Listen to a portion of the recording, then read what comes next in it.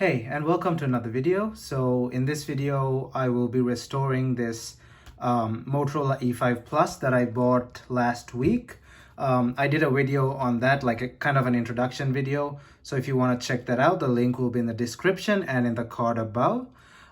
So if you're a regular viewer, welcome back. And if you're just tuning in, welcome to my channel. I do a variety of tech-related videos, unboxings, reviews, repairs, and a few unique playlists that I do called the eBay cheapest playlist and my repairs playlist, which I go on eBay and buy broken stuff and try and repair them. So if you like what you see, please consider subscribing down there and also hit that like button so you can support this channel. It helps me out a lot.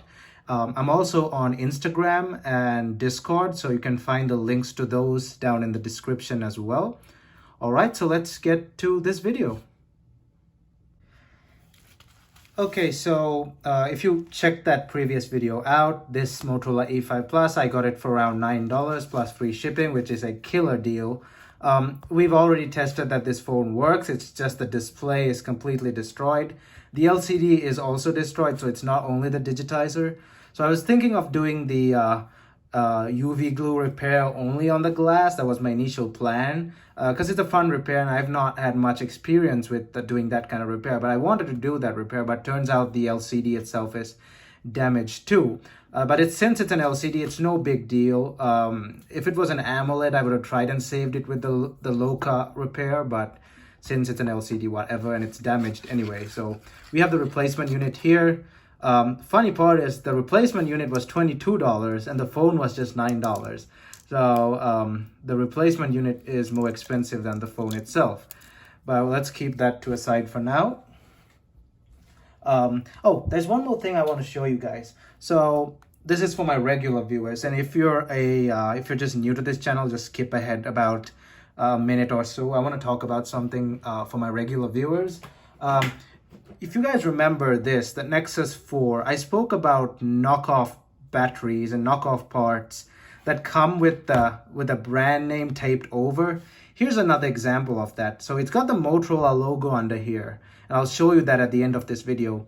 They tape it over so that it's not caught in customs. That was the same on this thing's battery. It was a knockoff battery, but it did have the LG logo on it, and that was covered up so that it could be brought into the US without the customs taking a hold of it. So this is another case of this. This is not an original screen, but they do that to be safe from customs. So yeah, so that's just something for my regular viewers if you're following my channel. All right, so let's go ahead and take this thing apart. This video will be a mix of me taking stuff apart in fast forward and so and so. The back has already come off. Let's get done with this fingerprint scanner first. So we got a Phillips screw over there. Let me just grab my Phillips screwdriver. All right, so I have my screwdriver here. Let's take this apart. So someone has tried to get in here before, but I'm pretty sure he has not succeeded in the repair because all the screws seem to be where they are, and they're pretty tight, meaning no one has tried to take it apart. This phone was initially around $250 when it was new, but I'm really surprised I got it for that cheap. So let's arrange the screws in the corner over there. Let's get my finger in there and lift this fingerprint scanner. So the fingerprint scanner is out. Let's keep the back to a side, and in case you were wondering, no, this is not metal, it's plastic, but it has that metal effect to it. So we have a bunch of screws, like I don't know, maybe around 10 screws there, and there's a seal there, the warranty seal. It's still on there, if you can see on one of the screws, so that means it's not been opened before. So let's break it now. Someone has tried to open it but kind of given up. Maybe they're just like, yeah, screw it, I'll just sell this phone or something like that. But I'll get done with all these screws and jump to then, because it's kind of pointless me unscrewing all of these. Or maybe I'll just fast forward it. Yeah, that's better. I'll just fast forward it.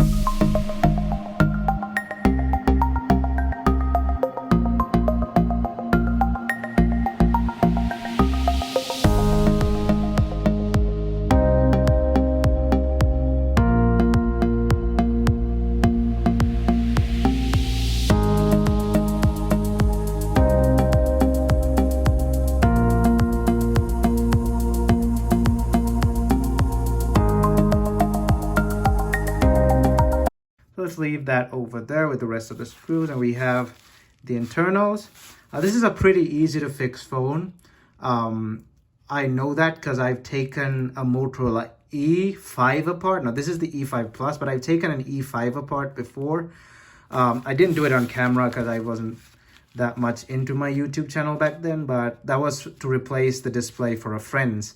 And in that also I did an entire display replacement. So now the bend is showing quite a lot. As you can see, it's bent there. So I'm assuming it was run over by a car. Look at that.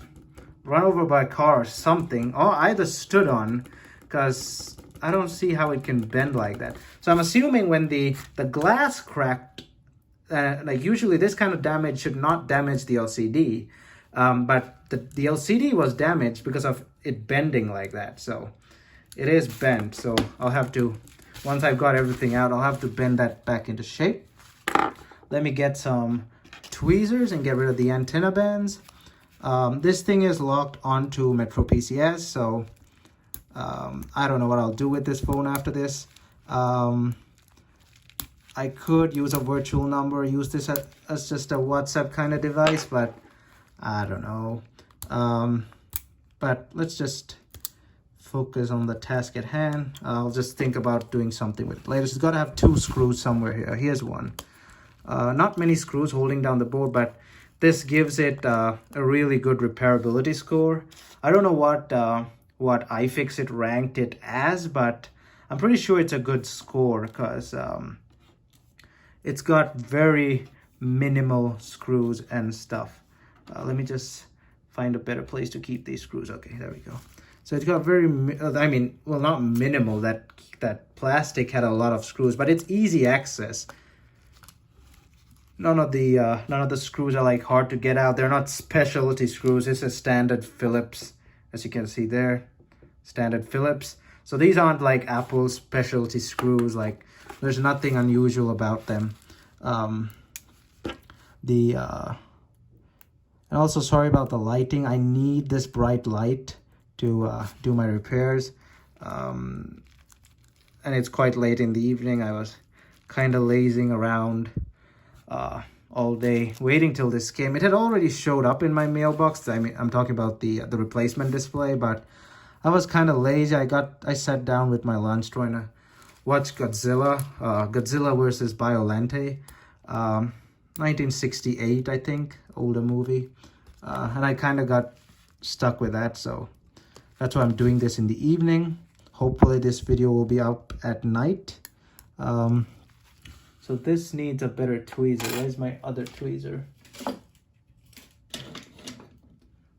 Maybe I can just...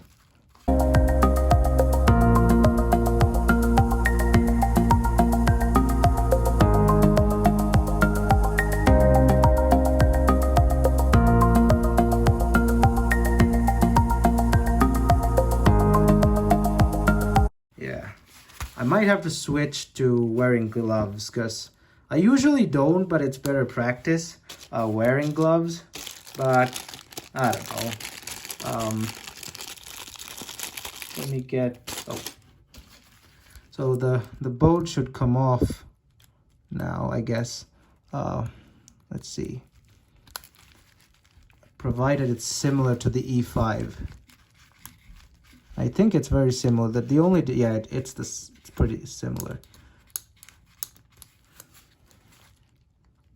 The only difference between the E5 and E5 Plus is I think the E5s, apart from obviously the display, oh boy, there's glass all over the place. So I switched to gloves because the glass is really coming off there at the back. In the meantime, we gotta figure out. Yeah, there are only two screws on this this motherboard, so I think I figured out the problem here. It was very simple. It's just the SIM card tray still in there. I don't know how I missed that, but let's get it out. I've never taken the SIM card tray out of this phone before, so there we go. That's also kind of hard to take out because the phone is bent. I also took out the camera module earlier. From there, it just lifts off. Now let's try. It should come up. Yeah, there we go. So it was the the SIM card tray, because it usually just comes up like that. It's no big deal. So we got a heat sink, we got a heat pad over there. We got to transfer that thing over as well. So let's keep this to a side in a safe place. Just leave it over there. So we got a bunch of things that we need to transfer over. Well, oh, we don't have to transfer over anything because we're using the same steel frame. The frame is steel on this, by the way. It's the back that's just plastic. Yeah, the glass is really coming off now from that. Yeah, that's a lot of glass. I'll have to clean my table later. Let's try and bend it back in shape now. We'll have to bend it later, but yeah. So let's get rid of the battery, or first let's get rid of this. So we have the charging port, ribbon and all that stuff down there. We got 2 screws, I think. Yeah, 2 screws.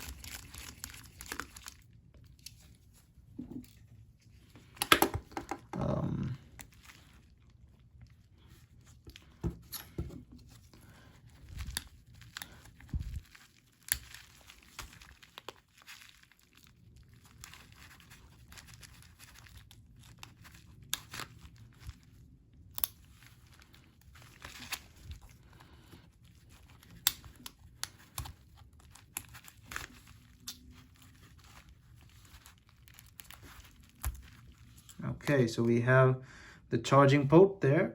Let's keep that to the side. Here comes the part that I hate the most. It's getting this battery out of here. So I don't want to bend the battery, so I gotta be really careful with this. There's a ribbon, there are 2 ribbons running through here. We got this one and this one. This one's just a battery cable, but there are 2 ribbons running on there. They're pasted to the steel frame. So we gotta be really careful when we're sliding things under this. The battery has no pull tabs like iPhones do, so that's kind of a bummer, but whatever.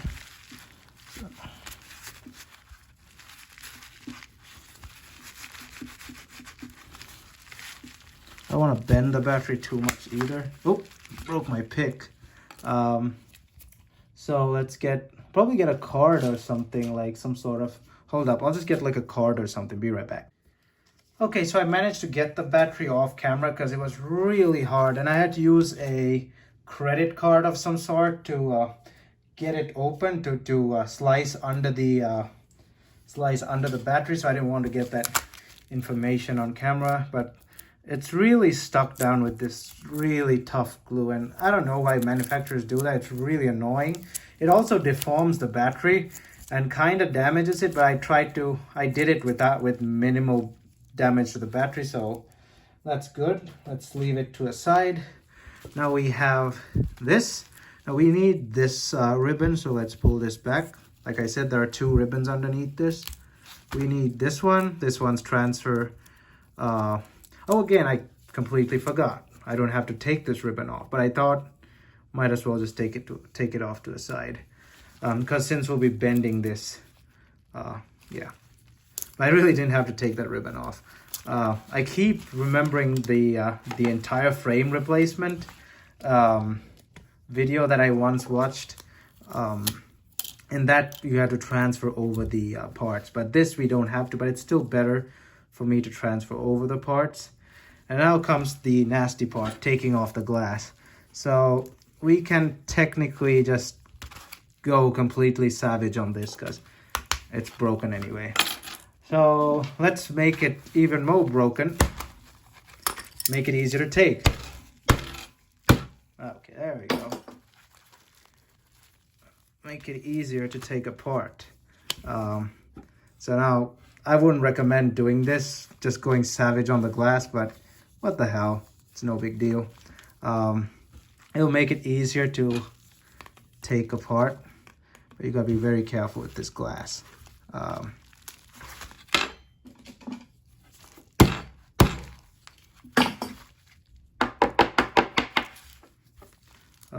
How do I start? Probably should get my heat gun and heat around the edges and be right back. So I'll just get my heat gun. So I cleaned the glass up, and now I'm gonna heat it with my heat gun. I already heated it a bit, um, but let's just heat it a bit more.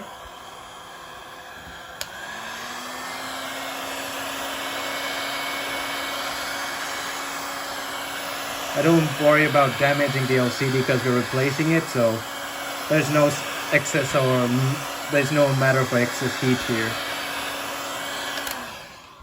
I already did take some of the glass off, or I already heated it somewhat, so yeah. Oh, it's pretty easy to get under there already. So I kind of cleaned my table just so that the glass is all gone, but yeah, there'll be glass shards for a few days now. I'll have to be pretty careful. The only reason I'm going full savage with this is because I'm replacing it entirely. If this was a digitizer only replacement, I wouldn't be doing this. So, in case you were wondering why I'm going all out savage. And the only sensor here is this, but that's just a speaker. That's not going to be damaged easily. So, yeah. This is coming apart pretty quickly, pretty easy. I kind of beat it with a plier, so yeah, it's kind of obvious. Okay, there we go. That was easy. Kind of ended up breaking that as well, but don't really care. Okay. Little pieces of glass. You go over there. I'll have to clean my table again. Here's the broken display.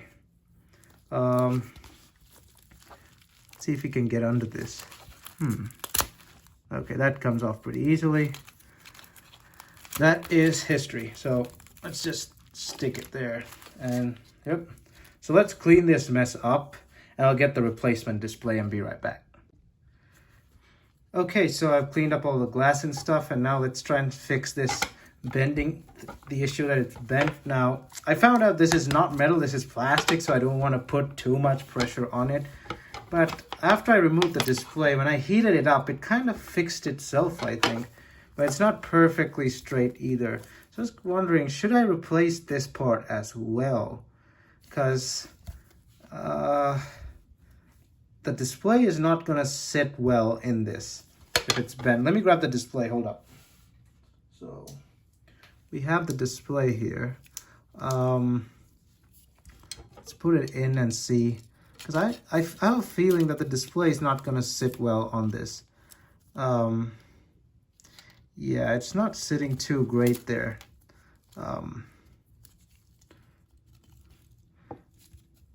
So do I want to replace this? So what I found out is that the display is somewhat different from the original display. And that's kind of expected with these knockoffs. If you look closely, let me get the same edge here.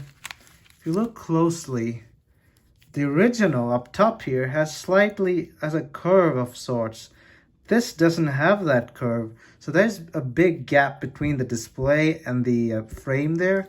So, I mean, this is expected with these knockoff displays. They aren't perfect, but I mean, that's what you get. So I'll go ahead and grab my glue and be right back.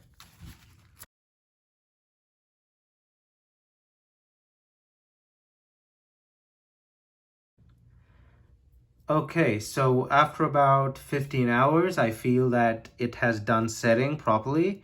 I'm still not happy with the gap here. As you can see, there's a big gap between the glass and the frame. I'm gonna message the seller and ask if he could do a partial refund, because I don't want a full refund because it's still usable, but someday I'll have to change this out. I looked closely at all the displays that are on sale, and most of them are all like the only display part. Most of them all are the same. They don't have the curve on the edge there. So unless I buy a pulled OEM, I'm not gonna get a proper fit. So I thought might as well get a pulled OEM, but the whole thing comes with the frame and everything. So the frame is also bent on this, so why not? But I'll do that another time. For now, this is good to go. So let's put this thing back together. I'm also gonna clean the sides a bit with some alcohol, because there's a bit of extra glue there. So let me grab the alcohol bottle.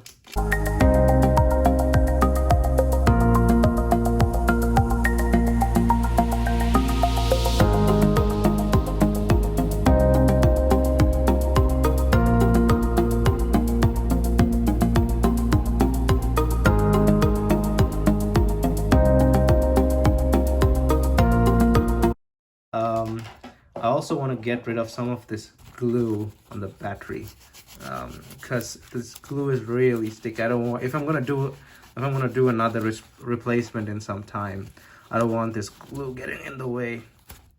It doesn't seem to be coming off, but it's losing its. Okay, sorry about that. My storage was full, so the recording kind of cut there, but I got some of the glue off the battery and I already started kind of putting it together, so sorry about that. So I put this in and I've just put this ribbon in. I was just gonna put this down here.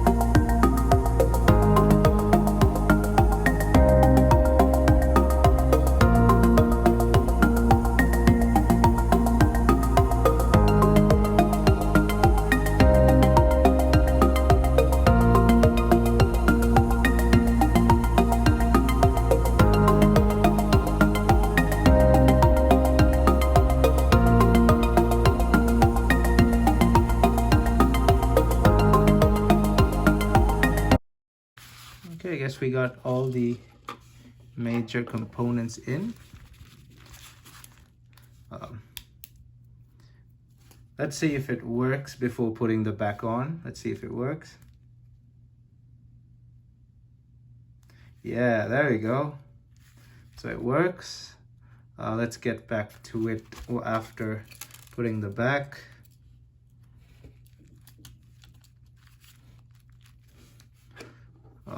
I usually always test it, see if it works before putting all the screws in, because then I don't have to deal with putting them all back, if taking them all out if it doesn't work.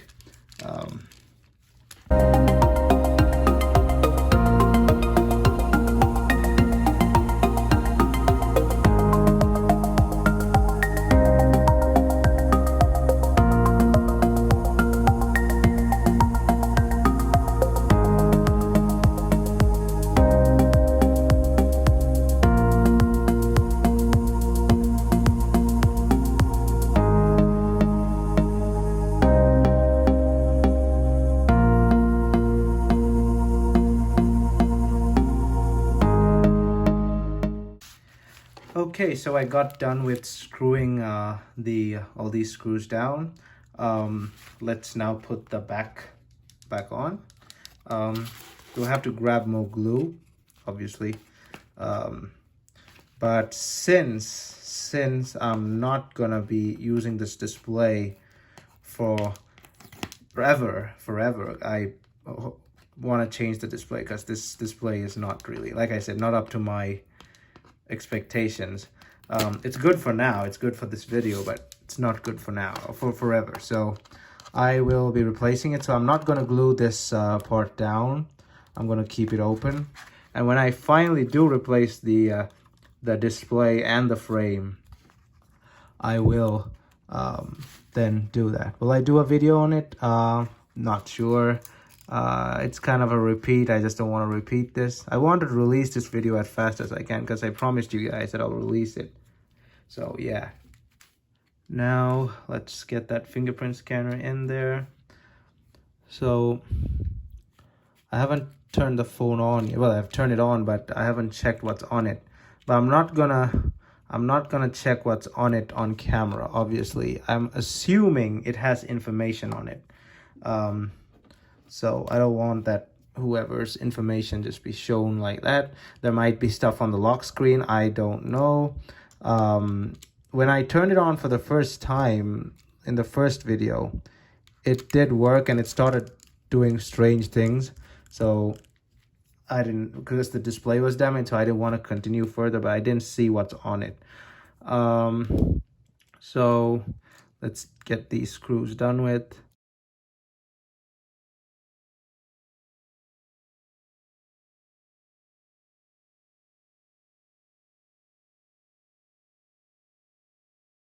So let me see what's on screen off camera. Okay, so there's nothing on screen, as you can see here, and the display works, as you can see there. It works just fine. Let's take this off. Now let me show you the Motorola logo underneath. Like I said earlier, they do this so that they don't get in trouble with customs. So this is not a real Motorola screen, by the way. This is a knockoff screen. Okay, so we have a functioning display. Let's see if the camera is functional. Let's see if it opens into something else. Nope, it opens into the camera. So we have a functional camera. It's the front camera works. Yep, the front camera works. So the display works and it's a success. Okay, so we went into but luckily there is nothing, no personal information. So I'll see if there's anything on this phone. Maybe I can contact the original owner, ask if they need some photos or something, if there's anything on this, and I'll get back to you. Okay, so we have the phone here and I looked at it off screen to see if there's anything on it. And there's nothing much on this phone. The contacts folder is empty. There's a name, it said Jessica, but it's empty. Photos, there's only like a picture of a dog and such. And there's a picture of a car, but only the side of the car. So I can't really get a number plate off it to use the number plate to contact these people. Everything else is just a bunch of Metro apps and stuff. I'm not gonna go into Gmail and all that stuff. That's just poking into other people's information. But I guess there's no way to contact whoever the owner of this phone is.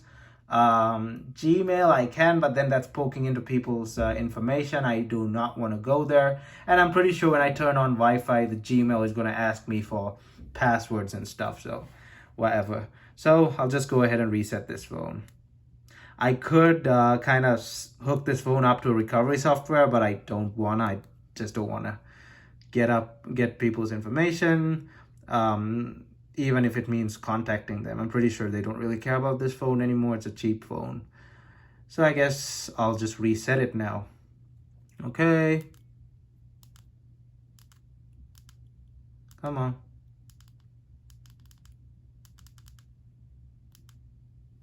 So this command thing is a bit annoying. Oh, there we go. It gets really annoying. So reboot system now. Wipe cache partition. Let's see. Wipe data factory reset. Nope. So if I factory reset this from here, I have to use the information originally from this phone. So I don't have that person's information. So I'll just power it off. I'll do that from the inside itself.